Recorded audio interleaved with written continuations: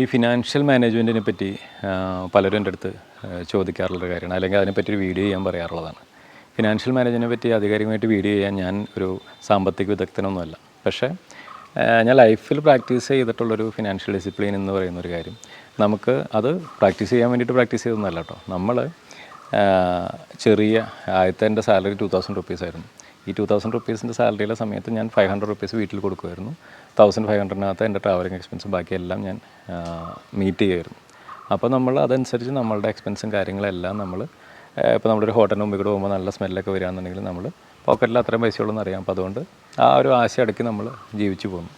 അത് കഴിഞ്ഞ് നമ്മുടെ ഗ്രാജുവലി സാലറി കൂടും, നമ്മുടെ ഇൻകം കൂടുന്നതനുസരിച്ച് നമ്മുടെ ആവശ്യങ്ങൾ പതുക്കെ നമ്മൾ നിറവേറ്റി വരും. പക്ഷേ അപ്പോഴും നമുക്ക് എപ്പോഴും ഒരു സേവിങ്സ് എന്ന് പറഞ്ഞൊരു സംഭവം ഉണ്ടാവും.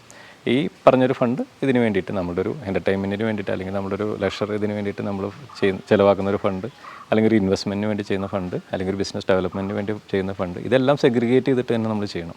അതല്ലാതെ എല്ലാ ഫണ്ടും എടുത്തിട്ട് നമ്മൾ ഒരു കാര്യത്തിന് വേണ്ടി നമ്മൾ ചെയ്യാൻ നിന്ന് കഴിഞ്ഞാൽ നമുക്കത് ബാലൻസ്ഡ് ആയിട്ട് പോകാൻ പറ്റില്ല. അപ്പോൾ ഫിനാൻസ് എപ്പോഴും നമുക്ക് ചെറിയ സാലറിയിൽ നിന്ന് തന്നെ സ്റ്റാർട്ട് ചെയ്തിട്ട് തന്നെ ഇത് ചെയ്യണം. അപ്പോൾ നമ്മളൊരു സ്ഥലത്ത് വർക്ക് ചെയ്യുന്ന സമയത്ത് പെട്ടെന്ന് തന്നെ നമ്മൾ ആദ്യം തന്നെ വലിയൊരു സാലറി നമുക്ക് കിട്ടിക്കഴിഞ്ഞാൽ നമുക്ക് ഫിനാൻഷ്യൽ ഡിസിപ്ലിൻ എന്ന് പറഞ്ഞൊരു സാധനം നമുക്ക് പ്രാക്ടീസ് ചെയ്യാനുള്ള ടൈം കിട്ടില്ല. കാരണം ഫിനാൻഷ്യൽ ഡിസിപ്ലിൻ എന്ന് പറഞ്ഞാൽ കുറച്ച് എമൗണ്ട് നമുക്ക് കിട്ടിയാലാണ് ആ കുറച്ച് എമൗണ്ടിൽ എങ്ങനെ ജീവിക്കുക എന്നുള്ളത് പ്രാക്ടീസ് ചെയ്ത് വരുള്ളൂ.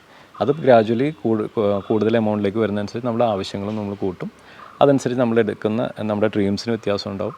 അങ്ങനെ എല്ലാം പതുക്കെ ഗ്രാജുവലി ഡെവലപ്പായിട്ട് വരും. അപ്പോൾ ഫിനാൻഷ്യൽ മാനേജ്മെൻറ്റ് എന്നുള്ളത് എപ്പോഴും പ്രാക്ടീസ് ചെയ്യേണ്ട ഒരു കാര്യം തന്നെയാണ്.